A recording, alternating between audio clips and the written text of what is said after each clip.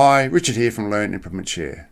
This is my second recorded discussion with Rafael Angel. This 52-minute conversation occurred over 2 months ago from the time of recording this intro. We were meant to have a meeting. We were exploring a pilot learning culture initiative at Rafael's school, and the plan was to record the meeting and pull out the worthwhile discussion snippets that I knew would arise because it always happens when I'm talking to Rafael. But 2 minutes into our discussion, it was obvious to me that this was to be a full recorded conversation, and then we'd have a little 3-minute meeting at the end. So we end up talking about the nuances of raising a learning culture in a school, how to work with different types of teachers, and particularly how to approach those teachers who are less enthusiastic about change.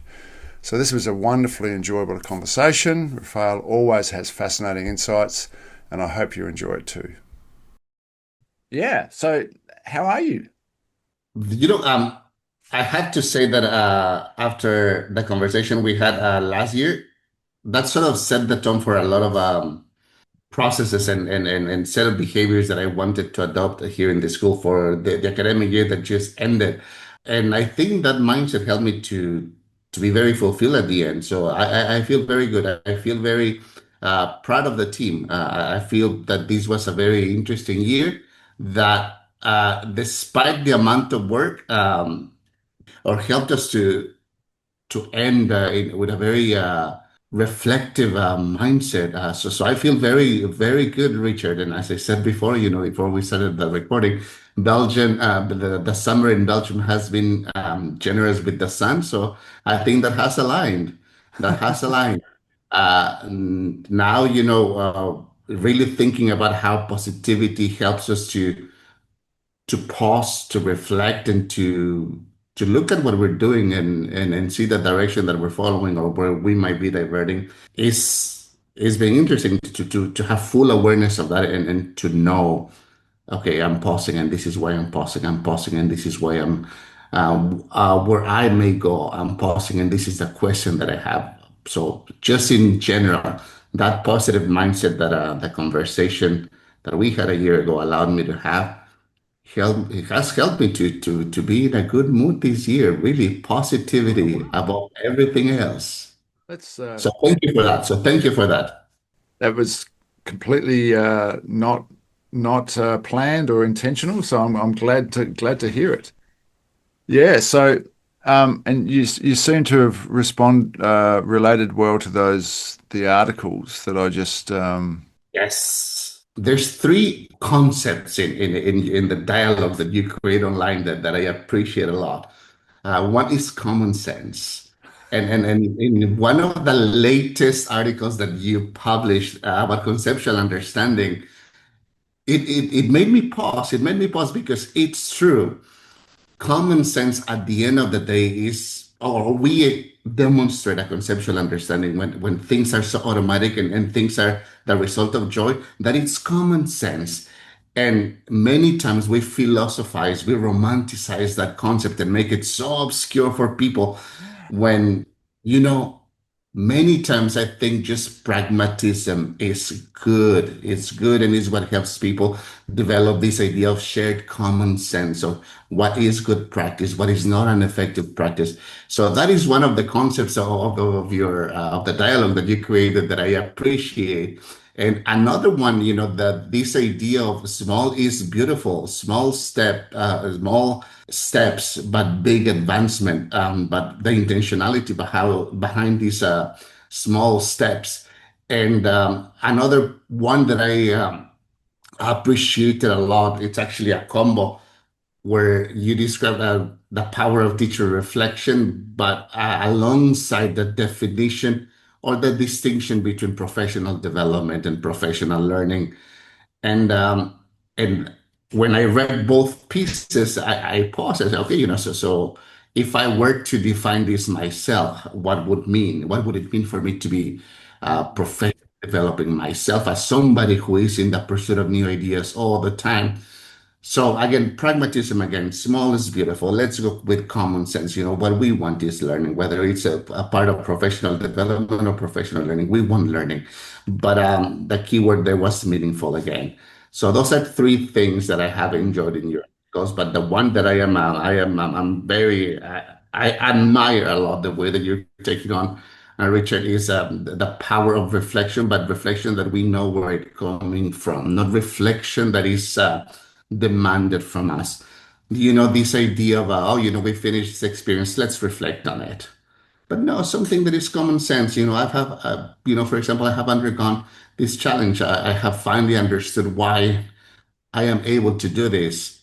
That's the reflection that is common sense when it comes from the heart, when it comes from pausing, from really acknowledging what one has been through. So those are three things that I have appreciated from your articles and that I resonate deeply with, and that, needless to say, really keep me active thinking intellectually, not intellectualizing, just trying to figure what else can there be about it?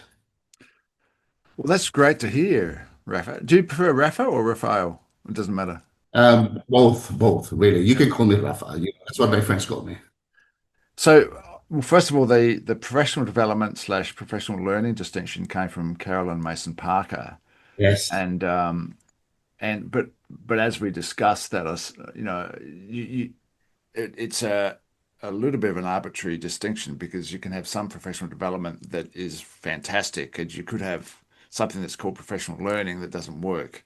But it is a worthwhile distinction making the idea that learning is something that should be ongoing and development is something potentially that's done to the teacher. Anyway, yeah, so I tend to, the acronym often go PD/PL now, so I can Mhm. get out of that conundrum. But yet reflection, the whole reflection thing fascinates me because some people I think are naturally reflective. Now, I don't know how much of that is upbringing and how much, well, I think a lot of it is well, I don't know. Because I didn't, I was raised in a very loving household, but it wasn't particularly reflective.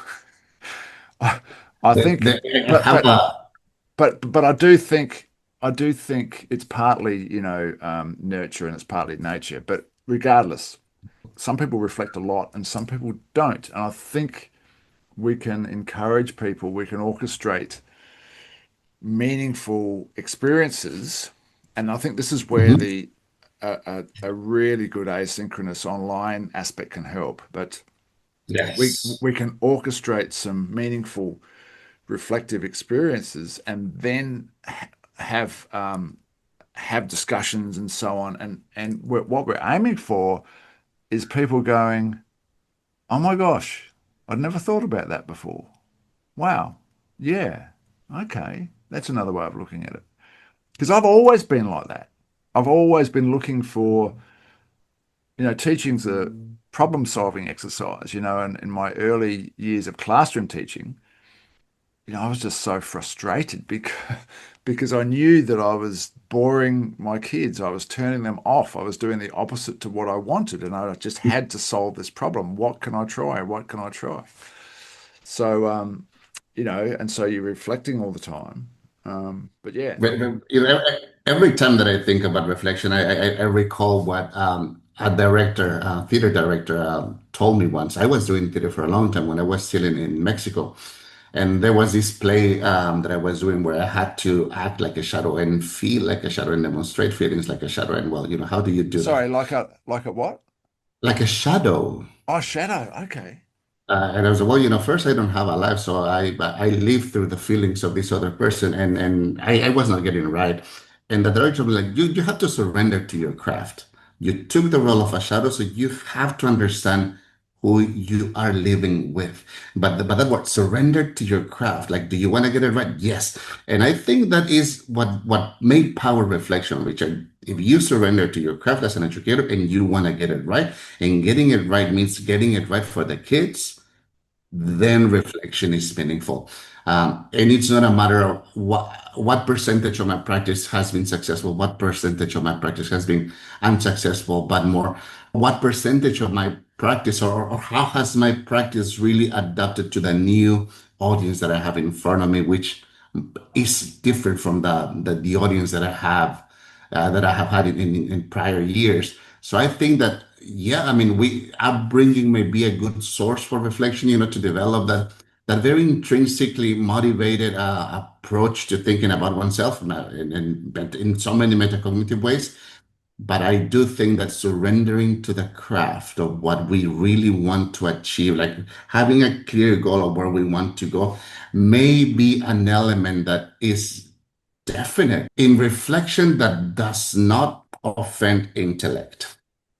Because I don't want to reflect and think that I am a bad educator, even when things are not working. I think that when we are reflecting, that is the sign that we are caring educators, that we want to get it right.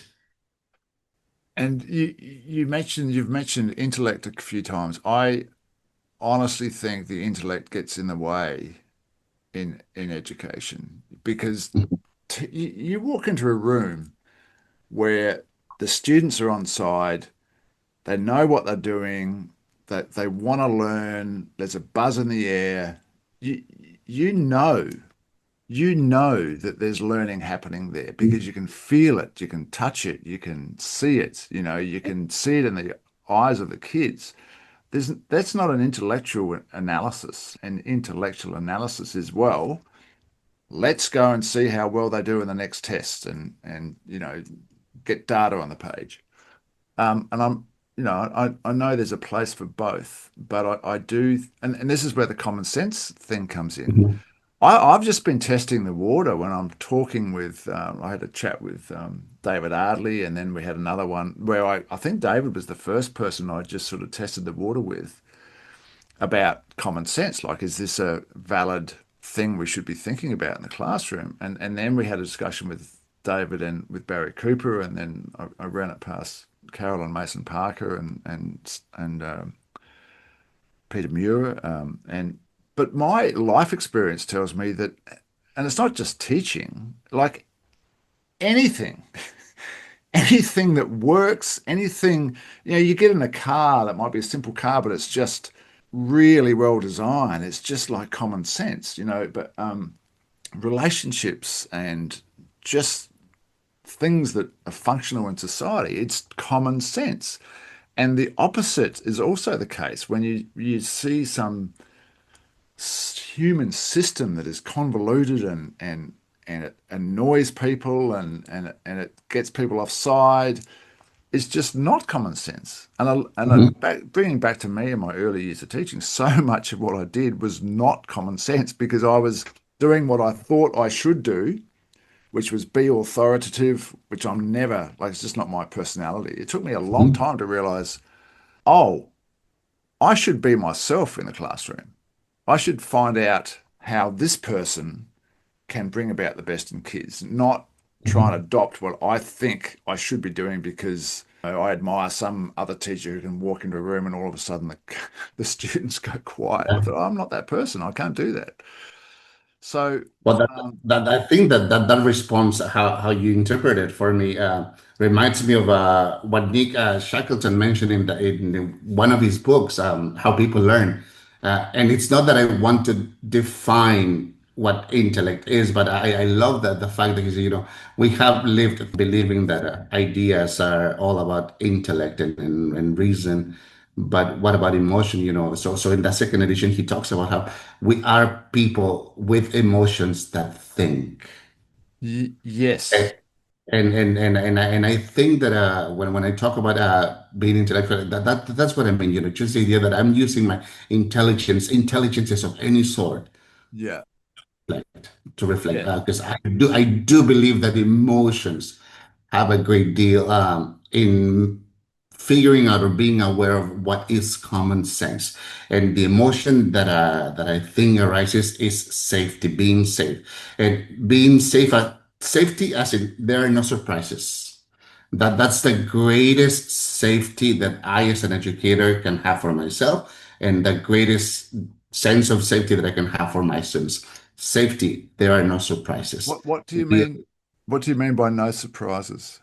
Because it's common sense to feel good. I will not do anything that will surprise you to disturb that Zen mood that you should have. Oh, okay. Right. because Nothing that will divert you from that state of being present.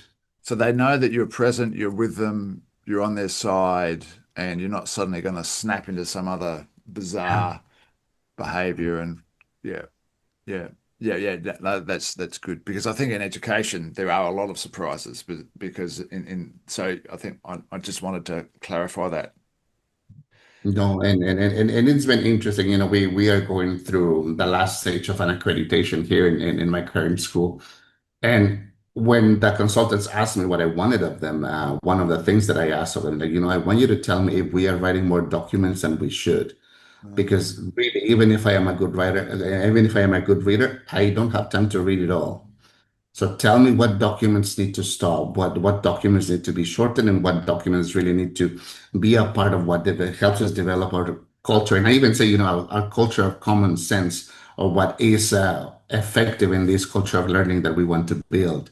And again, every educator that walks into any school wants to understand how that school works, to understand what they're expected to do and what the school considers as high quality teaching or learning. So they did do their best. I mean, that's the only way to move forward. And if we help anyone in our teams figure that out, they will feel safe. There will be no surprises, and they may be able to surrender to the craft. I love that. Surrender to your craft. Yeah. I constantly debate with my counterpart, the director of operations, about what it means to be in the classroom and why we teachers need so much time to plan, to think, to choose, to grade, and then to make a definition on how to give to kind of orchestrate the cycle of feedback. And why many times we go home and we don't work at home, but we keep thinking about the feedback that we're giving, that many times it's really difficult to disconnect. Yeah, yeah, yeah. And Well, I when I was last in the school, I was so exhausted by the end of the day. There was uh, no point me doing any planning. And this was I was my own worst enemy, but I had no other choice. Like I would force myself to get up at 5:30 or 6 in the morning, and then mhm, I've got 2 hours to do 3 hours of work, and I would do it because I'm under pressure. yeah. But if I tried to And do that at 4 p.m., I couldn't. I was so brain dead. It is an exhausting occupation, but it was also inspiring because you're always looking to improve and you get ideas and I'm going to create this activity mhm, and that's going to solve that problem and the problem to solve is always how do I get the kids on side? I didn't know that I was chasing agency, mhm, but that's really what I was chasing because when you've got the kids on side and when they're taking ownership and they're enthusiastic about their learning and they're asking you questions and they've got agency that they're in there, they're in the zone. See, here's another thing, random. I think we should we could run professional learning or professional development or a learning culture based on let's maximize the chance that you teachers are going to have the best time in the classroom. Now, the best time in the classroom is not mucking around, telling stories, giving out chocolates. It's when you've got that learning buzz going on, right? So let's work out how we can orchestrate as many opportunities that will give you that sense of this is what I signed up for. This is mhm, why teaching is so phenomenal, right? By orchestrating that, you're going to have the very situation that you're really after, which is the best outcomes from students, most learning, da da da da, right? But we never kind of talk about the passion of learning and for the teacher yes. and why we Yes. became teachers in the first place. And that's kind of like ancillary. And I reckon, why not bring it front and center and say, look, let's aim for this. Because if we get this, your students are going to soar. But it's almost like, oh, that's Richard on his left of field ideas again. But I think it's a worthy thought, you know. I agree with you. One of the concepts that I was repeating constantly last year was this idea of professional agency. Yeah, yeah. Again, what is it that I want to get my craft right, to make my craft meaningful? And in making that choice, I think that we reveal a lot of the behaviors, attitudes, and dispositions that students can demonstrate when they are being agentic as well. I mean, Yes. agency, profession, from the adult can be mirrored by the students. When we acknowledge that we don't know, when we acknowledge, and we're going to try something new, and I really need you to help me up with this. We're going to go in this direction instead of that direction because I would like to prove that this, and that. I think that when students hear or are part of our thinking process, our think alouds, which are driven by decision making and agency, we are modeling for them how this can be done, and they will mirror it, and they will mirror it. So I emphasize when I brought that up, like professional agency, like it's kind to be symmetrical. We demand agency from students. We create the floor for students to use their agency.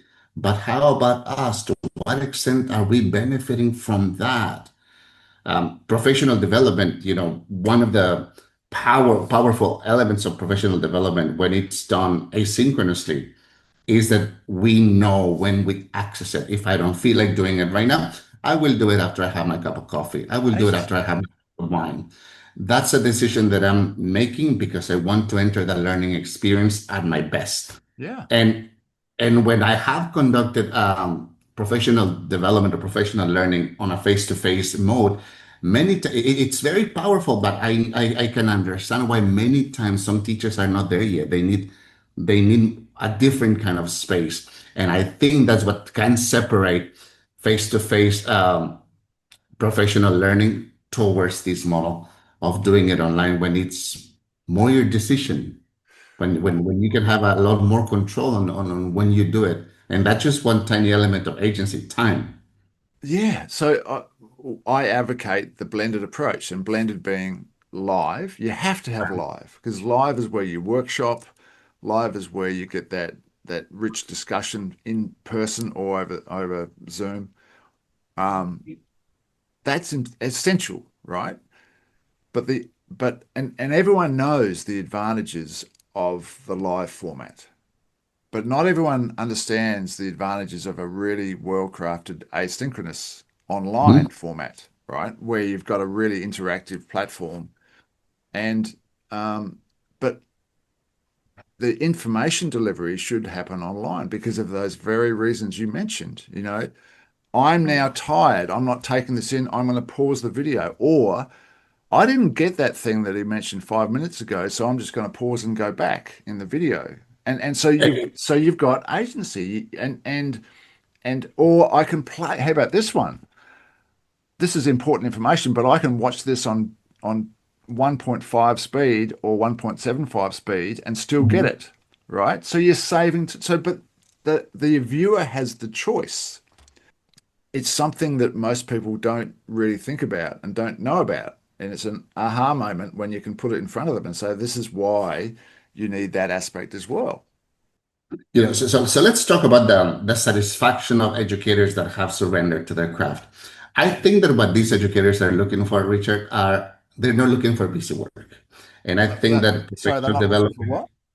busy work, No, busy work, busy work. No. like a worksheet, just something that they have to take, something that they have to do, something that does not engage them as a person, let alone as an educator.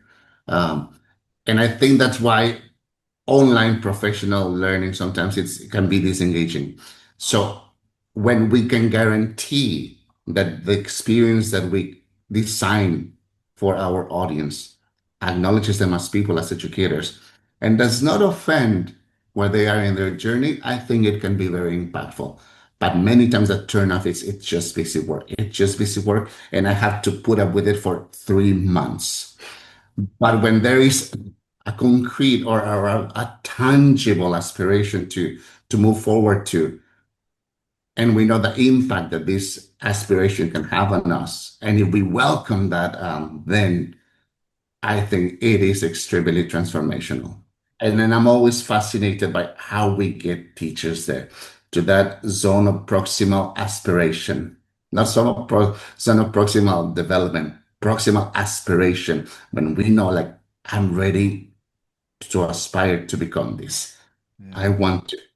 I loved in these reflections that I had at the end of last academic year with my teachers, how one teacher said, you know, Rafael, after 2 years doing this, experimenting with this model, putting practices into or practicing things that we do in this model, I finally get it. I am no longer overwhelmed by the language. I am no longer overwhelmed by explaining these processes or when people explain their experiences. Now I get it. It took me 2 years. And the way that he reflected on it, what constantly cited things that he stopped doing, things that he shifted. And I think that his ability to track his development enabled him to have that deep reflection.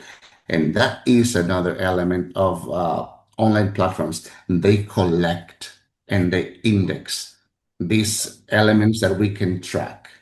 The beautiful part of any professional learning experience comes afterwards, after the dialogue is done, and I am ready to really open Pandora's box and then go into the classroom. How will I make sense of that? How will I navigate the waves of those new ideas? That's Mm. when the beauty happens. So we're able to track piece by piece, moment by moment, those developments, with the iterations, with the successes, with the failures. I think that that powers reflection again. So I will jump on my online platform soapbox for a moment.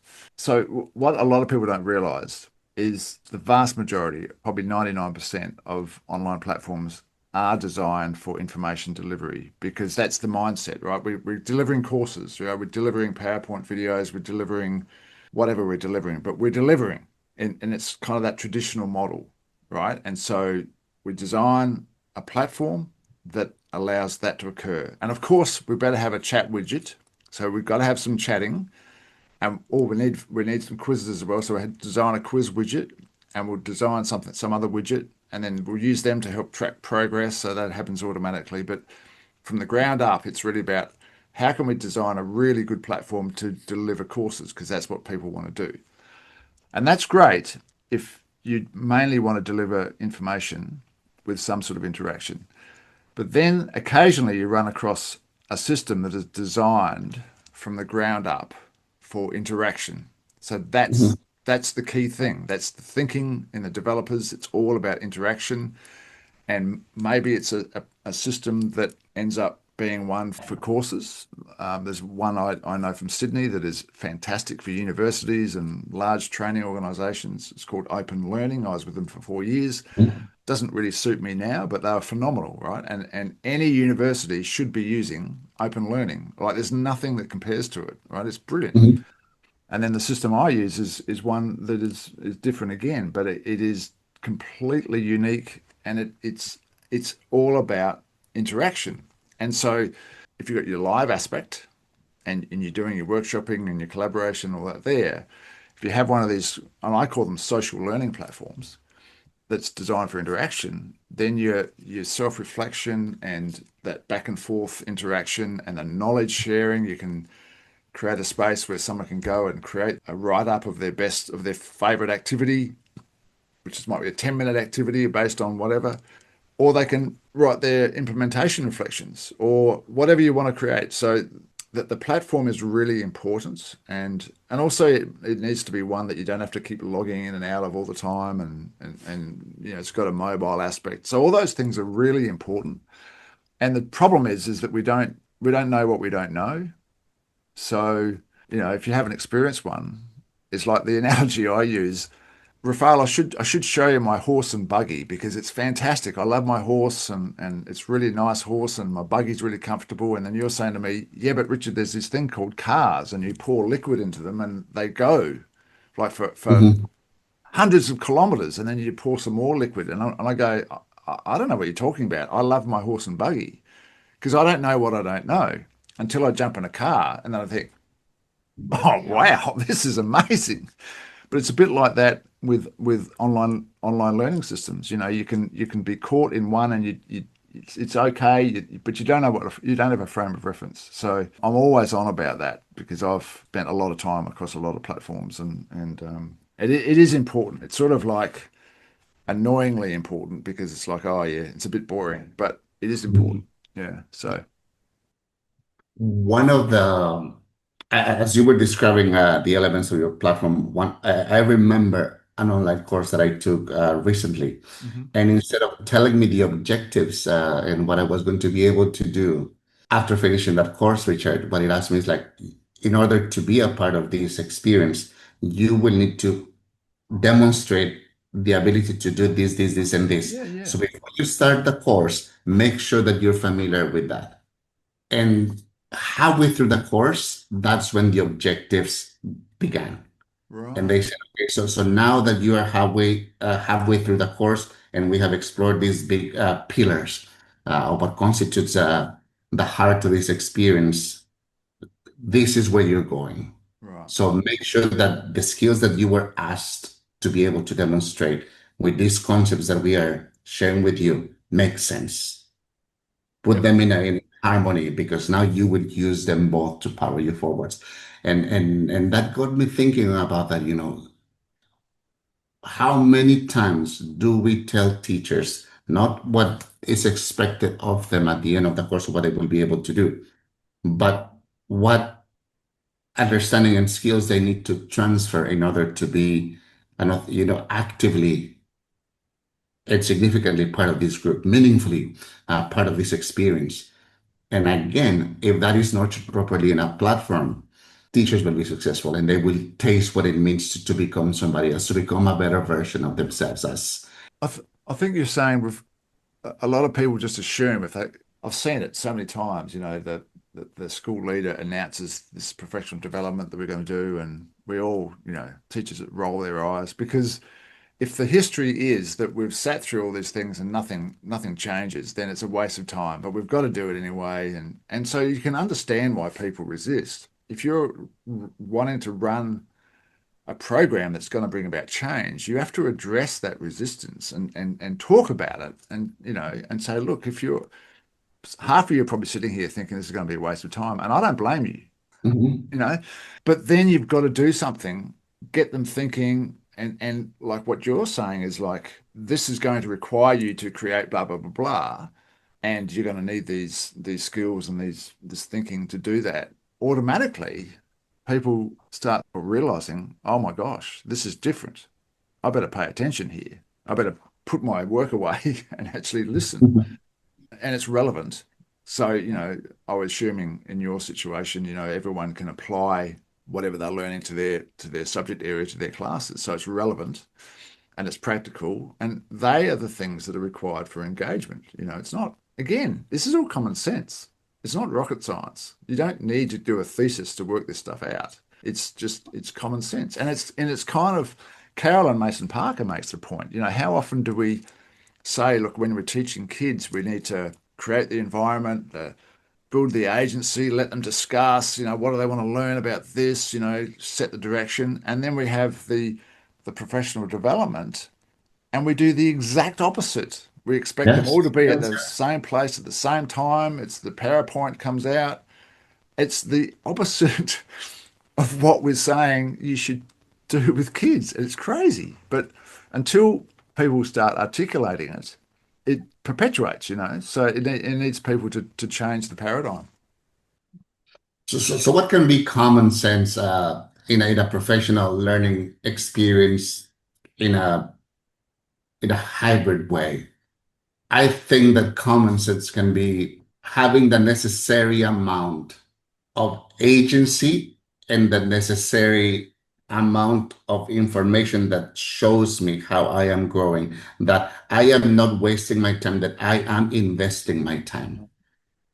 That because I think investment, emotional, of time, of intellect, we can continue adding categories. Investment yields interest, and I think that's what we want at the end of anything that we get involved in. We want to understand that we are an improved, even if it's just by 1 centimeter, an improved version of ourselves, that we have at least learned how to ask questions, that we have at least learned or developed an awareness of how to look at things differently. So that should be common sense, not covering, or trying to push systems into people's heads when they haven't really understood the cogs that are part of this system and how each of these cogs work. One of my colleagues mentioned, I need to understand the parts and how all of these parts work together to get what you want. And that got me to pause it. Like, yeah, instead of giving you the big picture, let's go one by one. This part, this part, this part. And then after our conversation, we are going to talk about how these parts come together. And clearly, what this colleague of mine wanted is like, I want to know what impact this will have on me because I'm going to buy into it and I'm going to put my energies into it. But I want to figure out by myself what I may look, sound, and feel like at the end of it. And if I'm going to be, sound, and look the same, let me just buy a book. I'm a good reader. End of the quote. Oh, fair enough, too. Yes. Yeah, so I think we could add that to our dialogue about common sense. If this conversation, if this experience allows me to envision, to visualize what I could potentially feel like, be like, and be able to do after this. Because if it's too complex, then Richard, it's not common sense. You mentioned high quality learning, and you also mentioned agency before. The more I think about this, the more I write about it, the more I work with people in education. I think agency is the root of everything. Well, this is a big statement, and I don't know if I can back it, but it's the root of almost of so much that is good in education, right? Some schools are crying out for behavior management. Well, why are the kids misbehaving? Now, there can be all sorts of conditions, I understand, but if there was an agency meter that you could hold up and just wave around the room and find out, give kids a number between 0 and 10 as to how much agency they have, I bet anything you like, the kids who are misbehaving are 0 or 1 on the agency scale, right? So you fix agency. Oh, we can't do that because my kids are out of control. Mhm. Yeah, well, let's set something up. Let's make it more student centric, and you'll 80% of your kids will love you because finally they can take some action. So you don't have to spend as much time with them anyway, and you can start spending more time with the other 20%. But also with teachers, and it's not just in school, like, you often hear in corporate, the staff retention issue. Well, most staff, they might not realize it, but one of the big reasons they're leaving is they feel they're not valued. Their talents are not valued. They don't have agency. They're being told and micromanaged to do this, that, and everything else. And it's boring. Like it's just intrinsically. Or the opposite. I have to say, and I'm speaking from a personal experience right now, that a lot of educators, I mean, in the last 3 years that I've been co-leading this school, their decisions for not wanting to be a part of a learning community has to do with how they do not want to be a part of this journey and how that's respectable to you. They do not want to embrace a new way. They don't want to invest in thinking or in looking at things from a different perspective. I used to be on the side like, yeah, schools need to find ways to make things meaningful and relevant for teachers. But now that I'm still in the classroom and I'm calling in the school, I'm seeing so many layers to it.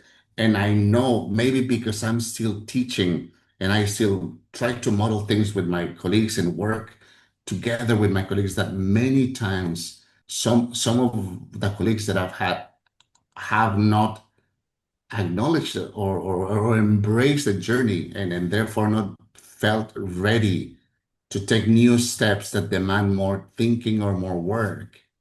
So And I certainly have made sure to have layers of support to power their growth. But even if despite these tools, systems, support systems to help them move forward, it's not because there's no resistance. It's just like, no, I will not do that. That's not a part of me. Then it's a good idea not to be a part of a community.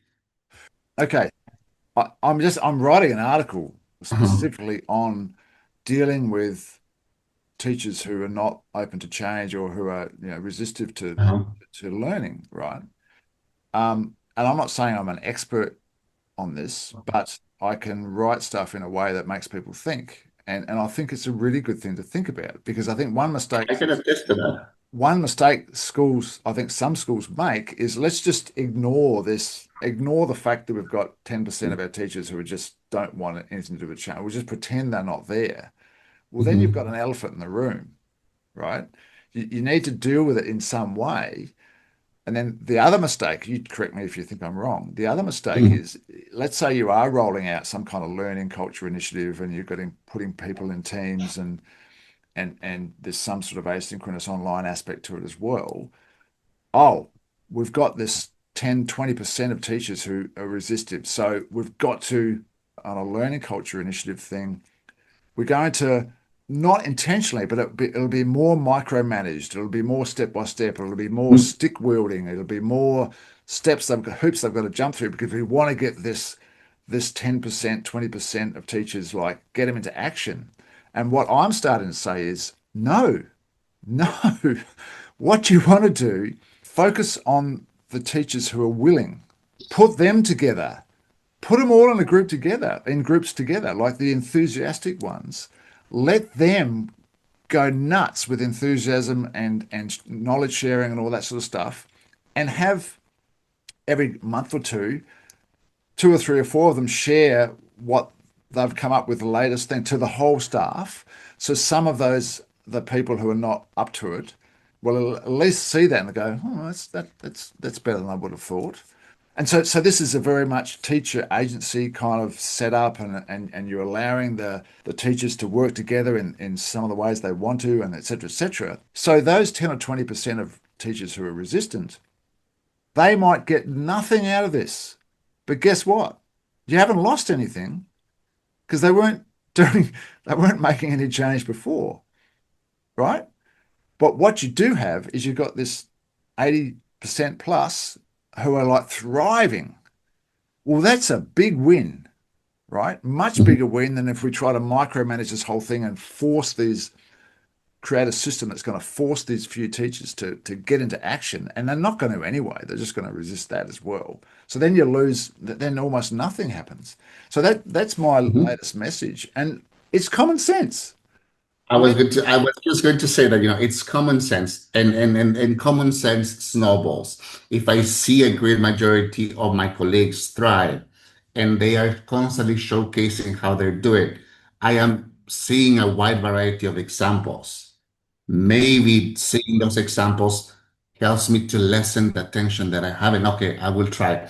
And one of my colleagues that was here in the school since the beginning, Richard, actually uttered something like that, something similar to what you're saying. And I am quoting him. Now that I've seen how my colleagues are doing this and this, I have taken more chances. I Yes. am no longer the person that you met at the beginning of our journey together. So yeah, what you're saying, I mean, here in the school where I am, you have a case study to back up your idea. So you have one point of reference. And this colleague of mine said that witnessing how other people do it is what helped him really break this armor that he had around him and start taking smaller steps. And the agency element here, I suppose, is giving teachers the liberty to try. And because I think as educators, all that we want, or some one thing that we may want from our leaders, is the trust, not the trust of I believe in what you're doing, but the trust that I got your back. Whether things go right or whether things go wrong, I got your back. You do. You do. And I think what happens too is that 20% who just oh, poor more Peter, here we go, and then they know that there's kind of this intent to make them change. So if you back off and focus on those teachers who just want to go for it and allow them to share, those people who are closed to change, they're going to feel it. They're going to think, well, the pressure's right off us now. Like we can do it, Hmm. but look at what's going. That's a that idea that Tom just shared there. That's actually really good. I'm going to use that, right? Hmm. Just even that, if that happens, that's a big win. And so whether those 10, 20% truly change and become wildly enthusiastic is kind of irrelevant. What you've got is you've got this buzz of enthusiasm amongst everyone else, which is infectious. If you are going to have a system where everyone has to do it, put those who don't want to do much in like in a group together with a really good facilitator and go, okay, guys, well, look, we can do whatever we like. What would you like to work on? Like just something. And just see, Mhm. like surprise them with a lack of pressure, and you might be surprised at what happens. But really the entire focus is on those who are enthusiastic, or you might make the whole thing optional completely. So you might only have 60-70% of your teachers doing the initiative period. As I was editing the conversation, I realised there's a point that needs clarifying. It seems that I'm suggesting we put all the enthusiastic teachers together in teams and then put those 10 to 20% of teachers who are not looking to change together in other teams. The point I failed to make is that this shouldn't be a rigid structure for all time. We don't want to create silos of different kind of groupings of teachers. This particular suggestion for grouping teachers based on enthusiasm for change is a suggestion for the initial phase of a learning culture initiative, perhaps the first 6 to 12 months, maybe 15 months. As a school, you'll know when the time is right to shift. But once the enthusiastic teachers have truly gained momentum, then it would be best to start mixing the teams. So ideally, the teams will eventually become much more fluid. And many times, Richard, I think that this initiative that emerges from one's motivation has to do with, again, understanding where I want to go, where I need to go, and seeing all of these great people doing fantastic things around me. And then saying, okay, this is my time to learn about this. I want to do this. I am using my agency to decide what is the best for me at this point in time. So it's a combination. I think such that a common sense thing in this case could be, in order for me to use my agency wisely, I need to know who I am in the big picture and where I'm going with this community, and what are the practices that will power my happiness and my safety in this community. And I will make choices as to when to move in this direction, when to embrace this. And this choice, being agentic, being fully agentic in this case, again brings us back to reflection. Yep. Only through reflection can I acknowledge what I need to do now, because I know what I am missing or because I know what I am needing. Only through reflection can I look at the big picture and say, I think I did a good conversation with Richard on this because he's really good at it. And I'm gonna call this colleague of mine because he's a really good observer, and he's not gonna touch his heart when he gives me feedback on this because it's what I need. Reflection, reflection. So to what extent is reflection the heart of common sense? Ah, Or to wow. what extent That's what a extent do common sense and reflection? Can you have common sense without reflection? That is a very, very good question. I've never thought about that before. I really valued what you were talking about, empowering the people that have the energy. And then I automatically thought of this colleague of mine, like, yeah, I have an example in front of me that can happen. But reflection is there, Richard. Is again, Yeah. this Well, awareness of an individual that knows where he's been, what he has been going through, and where he's going. my father, who I was raised on a fruit orchard. My father left school at 14 to work full time, 70 hours a week on the orchard, right? So it was the orchard that my grandfather developed. And he always used to say, like, and because so he was technically uneducated, very, very clever man, and a bit of an inventor, like lots of natural intelligence, common sense, but no tertiary, right? And not much high school either. And he always used to say, yeah, well, you can have all the degrees in the world, but that doesn't mean you've got any common sense. And which is true. So I think you need a level of wisdom. I think wisdom is important, and you can't have wisdom without reflection. And Mhm. and Mhm. so Yep. it's awareness, wisdom. How Yes. do the sages get to be sages? Well, they're reflecting.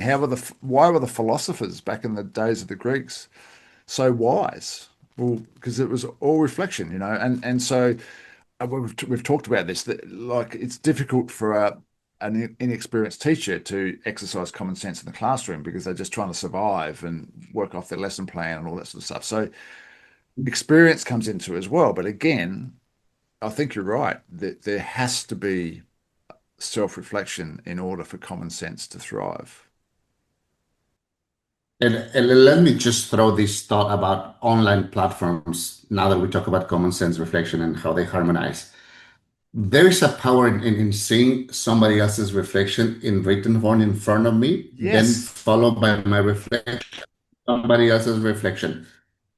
Because this is where we see degrees of depth, Richard. And I think it's also quite meaningful to see that, wow, this colleague of mine is really being thoughtful about this.